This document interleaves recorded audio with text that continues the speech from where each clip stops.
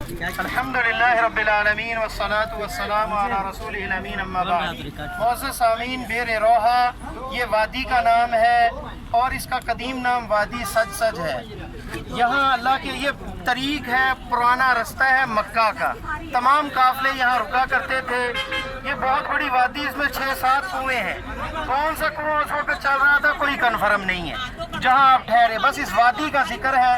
یہاں 70 انبیاء کے بارے میں بھی ایک روایت ہے، طبرانی کے اندر روایت ہے، وہ اگرچہ ضعیف ہے، لیکن عیسیٰ ابن مریم کی روایت، عیسیٰ ابن مریم علیہ السلام کا گزرنا قرب قیامت کے پاس، یہ صحیح مسلم میں ہے کہ وہ قیامت کے قریب ملبین و حاجن تلبیہ کہتے ہوئے بہرے روحا سے گزریں گے۔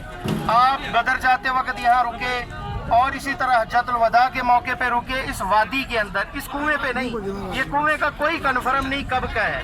پانی کے متعلق سب سٹوریاں بنائی ہوئی ہیں۔ شفا اگر کسی پانی میں ہے تو وہ زمزم میں ہے۔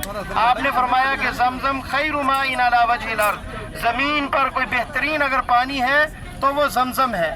زمزم سے بڑھ کر دنیا میں کوئی پانی نہیں۔ فرمایا یہ شفا ہے ہر بیماری کی اور کھانے کا قائم مقام ہے۔ اس پانی کے متعلق جو لوگوں نے مشہور کیا ہوا ہے کہ آپ نے لعاب دہن اپنا ڈالا، یہ جھوٹ ہے، کسی روایت میں ثابت نہیں ہے۔ جس میں آپ نے لعاب ڈالا، ایک تو زمزم کا کنواں ہے۔ مسند احمد کی روایت میں ہے کہ آپ نے زمزم کے ڈول میں کلی کر کے ڈالا اور کہا کہ زمزم کے کنویں میں ڈال دیا جائے۔ اور دوسرا کنواں شاید اصفہان کے پاس، مکہ کے پاس ہے، جس کا پانی ابھی بند ہے۔ یا وہ آبار جو مشہور ہے جس کی نسبت آپ صلی اللہ علیہ وسلم کی طرف ہے، بہرے سقیہ ہے، بہرے بصہ ہے، بہرے بدا ہے، بہرے روما ہے، یہ تمام آبار جو ہیں یہ مدینہ کے اندر ہیں۔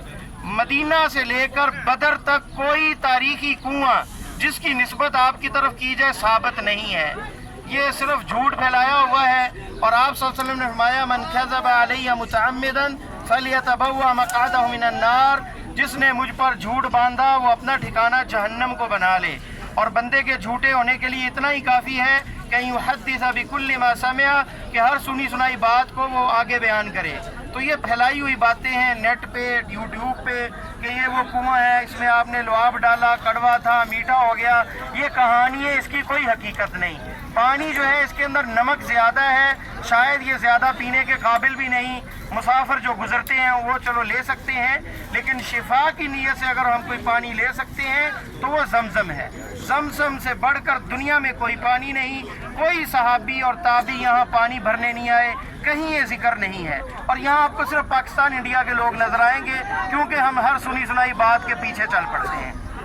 کنواں کی طرف سے ہیں اور لوگوں کی توجیہ ارشاد کرتے ہیں، یہاں ان کی رہنمائی کرتے ہیں کہ یہ تاریخی مقام تو ہے، لیکن پانی کے متعلق جو برکت اور یہاں جو نمازیں لوگ پڑھتے ہیں غیر قبلہ کی طرف، کوئی کنویں کے اوپر نمازیں پڑھنے لگ جاتے ہیں۔ کچھ لوگ کہتے ہیں کوئی صحابی یہاں دفن ہے اور مٹی کو ماتھے پہ لگانا شروع کر دیتے ہیں۔ ان مخالفات کی ہم تصحیح کرتے ہیں، لوگوں کو بتاتے ہیں کہ بھئی برکت اور خیر اس میں ہے جس کے بارے میں آپ صلی اللہ علیہ وسلم نے فرمایا۔ ایک صحابی جو زخمی ہوئے تھے بدر کی سے واپسی کے موقع پر، ان کی قبر کہاں ہے کوئی پتہ نہیں۔ حارث رضی اللہ تعالیٰ عنہ جو ہے ان کی قبر کہاں ہے کوئی کنفرم نہیں ہے۔ تو بہرے طلع میں لوگ کہتے ہیں وہ ایک کمرہ پرانا گرا ہوا ہے، لوگ وہاں کھڑے ہو کے دعائیں کرنے لگ جاتے ہیں۔ تو بھائی یہ سنی سنائی باتیں اور جھوٹ جو ہے اس پہ عقیدہ خراب نہیں کرتے۔